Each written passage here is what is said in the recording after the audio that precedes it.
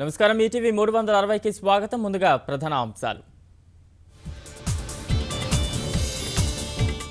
కర్బన ఉద్గారాల తగ్గింపు అభివృద్ధి చెందిన దేశాల బాధ్యతే. పర్యావరణ హితం కోసం ప్యారిస్ సదస్సులో మోదీ గళం. ప్యారిస్ వేదికపై పలు దేశాలతో మోదీ ద్వైపాక్షిక చర్చలు. పర్యావరణంపై భారత్ తన బాధ్యతను నిర్వర్తిస్తుందన్న ప్రధాని. ప్రత్యామ్నాయ ఇంధన వనరుల దిశగా ముందడుగు. సౌర కూటమిని లాంఛనంగా ప్రారంభించిన ప్రధాని.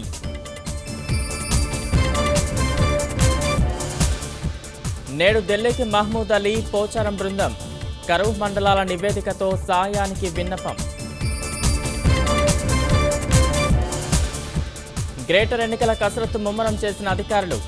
వార్డుల రిజర్వేషన్లు ఖరారు చేయడంపై హైమనసం దృష్టి. 15 రోజుల్లోగా హైదరాబాద్ తాగునీటి కష్టాలకు తెర. గోదావరి, కృష్ణా నీటితో భర్తీకి జలమండలి ఏర్పాట్లు. తెలుగు రాష్ట్రాల్లో ఎయిడ్స్ ప్రమాద ఘంటికలు. నివారణపై ప్రచారం లేక పెరుగుతున్న కేసులు. బంజరు భూములను పచ్చగా మార్చిన సర్దార్లు. తమిళనాడులో పంజాబ్ రైతుల సిరుల సేద్యం.